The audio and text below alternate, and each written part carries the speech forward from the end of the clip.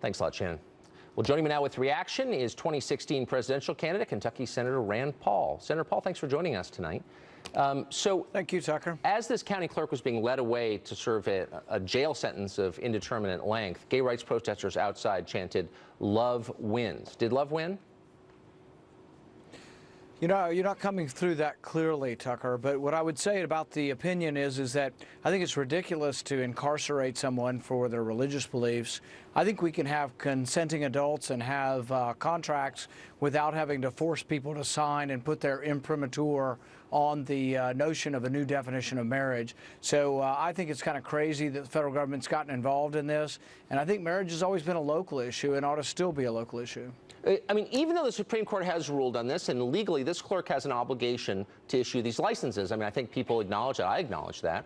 This is all a very new development in America. Couldn't we have found, somebody have found another way? Hire another clerk? Maybe fire this clerk. But jail? That does seem really over the top, no?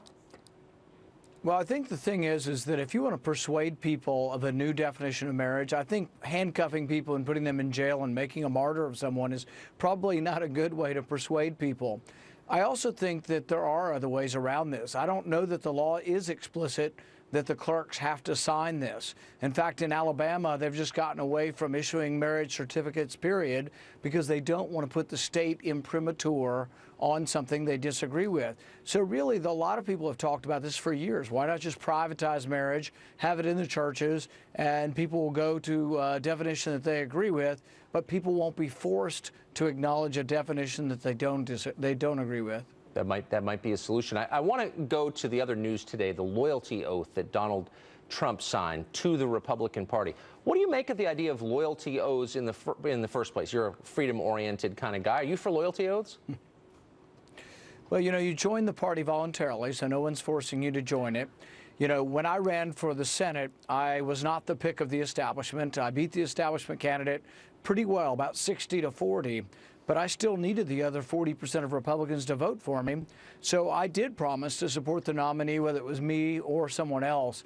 And there is a certain amount of the team pulling together and saying, you know what, even the least of our candidates is better than the Democrats.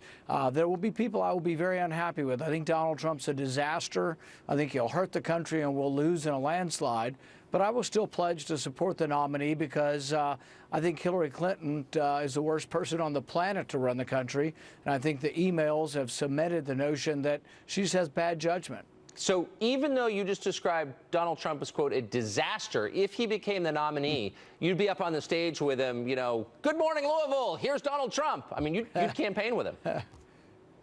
Well, the thing is that there are relative degrees of enthusiasm when you support the nominee.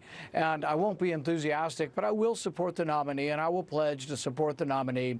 But I think in the meantime, the next 6 months, I'm going to try to convince people that Donald Trump is a fake conservative. He's not really conservative at all. He's been for a single-payer health care system. He's been for higher taxes. Yeah. And really what bugs me the most is his business model has been using eminent domain to take private property from small property owners, gobble that up in order for him to make money. And I think that is something antithetical to the notion of freedom. Well, I agree with that part. Well, if he becomes a nominee, I look forward to your unenthusiastic endorsement. Senator Paul, thanks for joining us tonight. Thanks, Tucker. Coming up, the Patriots star